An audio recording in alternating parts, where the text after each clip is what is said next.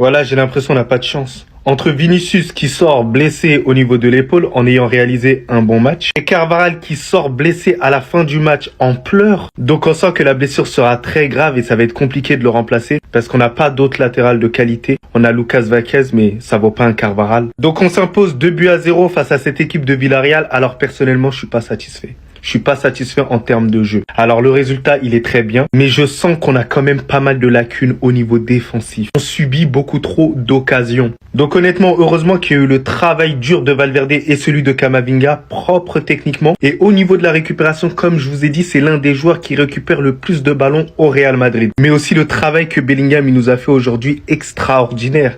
Mais il a 34 de VMA, ce type-là. Vinicius, en début de match, je l'ai trouvé un peu en difficulté. On le trouvait pas énormément, je commençais à m'inquiéter.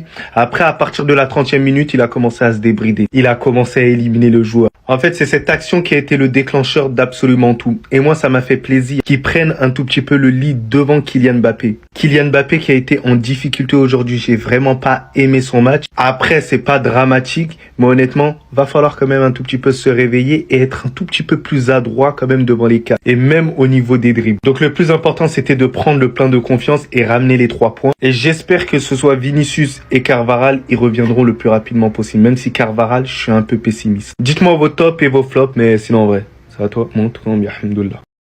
La première vidéo qu'on va faire aujourd'hui, c'est une vidéo pour apporter tout notre soutien à Dani Carvajal après cette énorme blessure à la toute dernière minute du match face à Villarreal.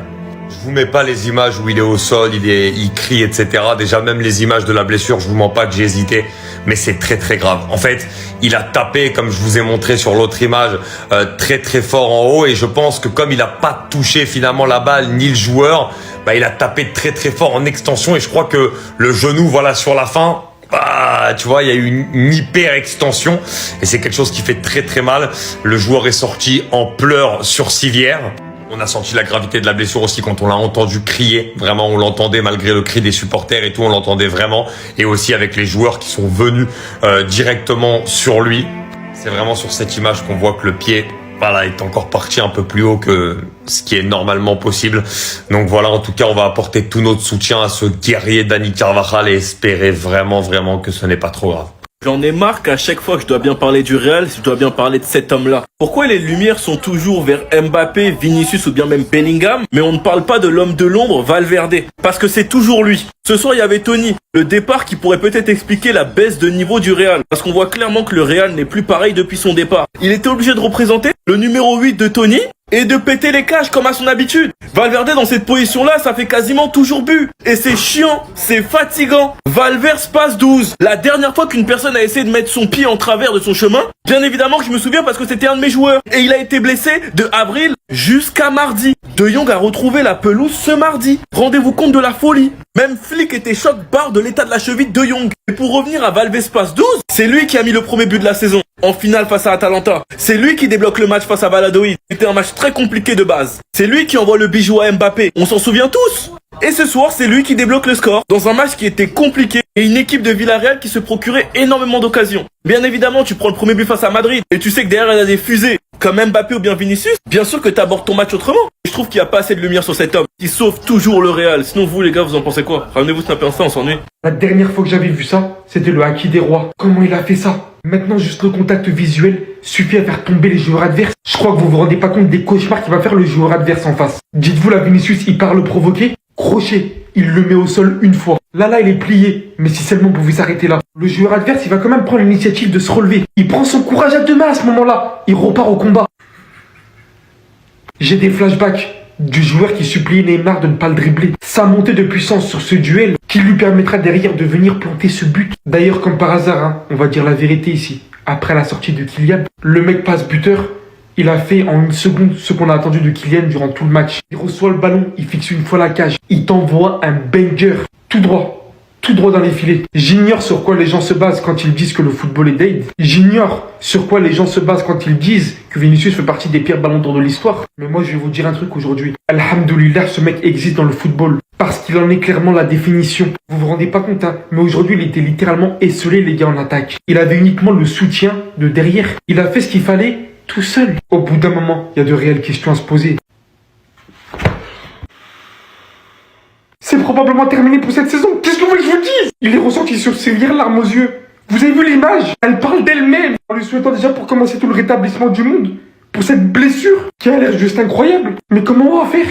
Lucas Vazquez, c'est un ailier le mec. Déjà qu'on n'a pas encore un jeu cohérent. Défensivement, je vous parle même pas comment on ramasse. Mais comment on va faire? Comment on va...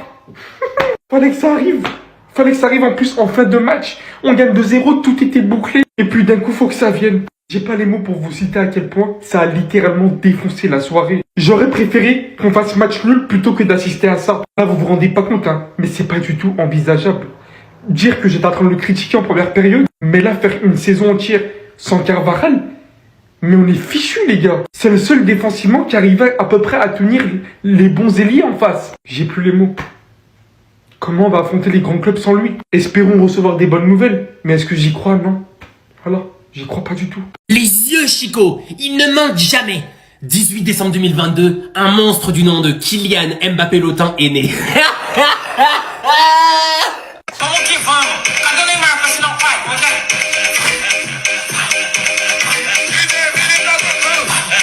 Excusez-moi, chef, c'est pour cette prestation hideuse que vous avez raté l'équipe de France?